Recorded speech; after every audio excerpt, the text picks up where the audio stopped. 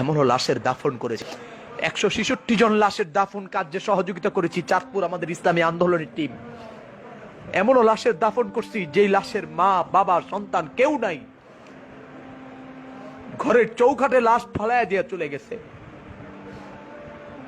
এমনও লাশের দাফন করছি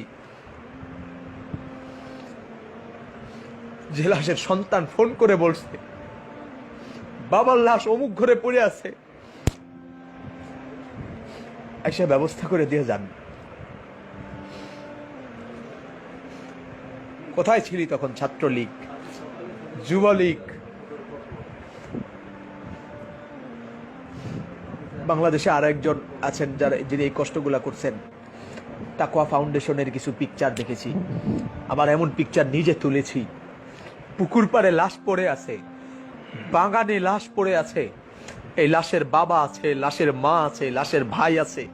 এই লাশ যেই রাজনীতি করতো সেই রাজনীতির লিডার আছে, সেই রাজনীতির বড় বড় নেতারা আছে। আজকে সেই লাশের পাশে কেউ নাই। কে দাফন করেছে? কে কবর দিয়েছে? কে গোসল দিয়েছে?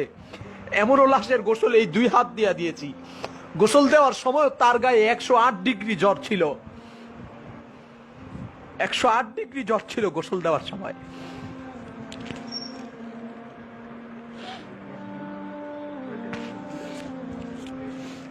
কলিজা ফেটে যায় দুঃখে। আজকে এমন এমন ব্যক্তির বিরুদ্ধে যাদের নির্দেশে ওলামায়ে কেরাম এই কাজগুলো করছে, যাদের নির্দেশে আমরা এই কাজ করছি,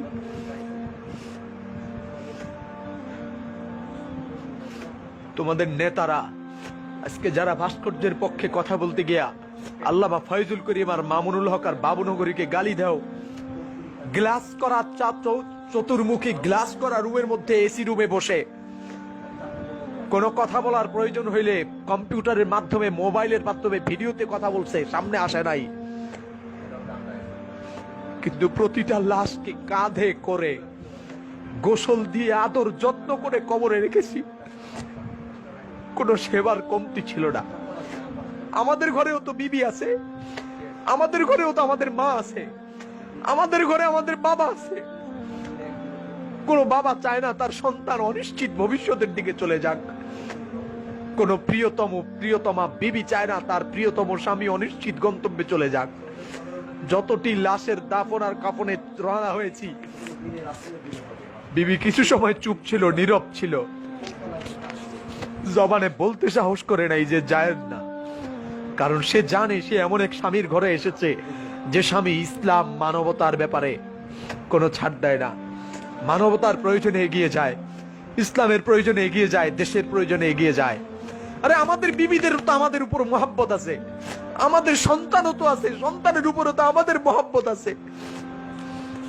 তোরা বের হোস নাই, কিন্তু আমাদের সন্তানের মহব্বতকে আমরা তালাক দিয়েছি, বিবির মহব্বতকে লাচ্ছি দিয়েছি, বাবা মায়ের মহব্বতকে বাবা মায়ের জায়গায় রেখে দিয়ে বেরিয়ে গেছি তোদের জন্যে।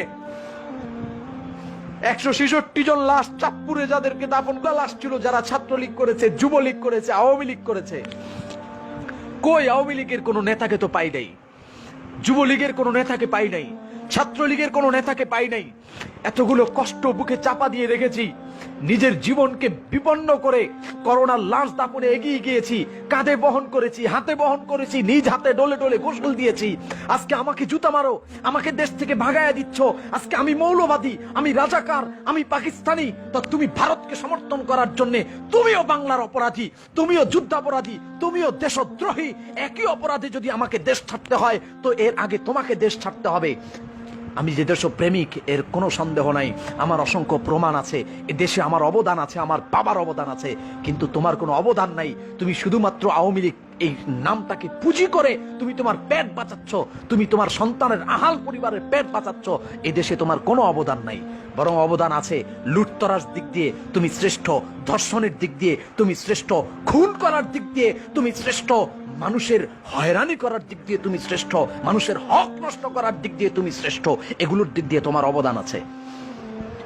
কুল জাল হক ওয়া যাহাকাল বাতিল ইন্নাল বাতিলা কানা যাহুকা।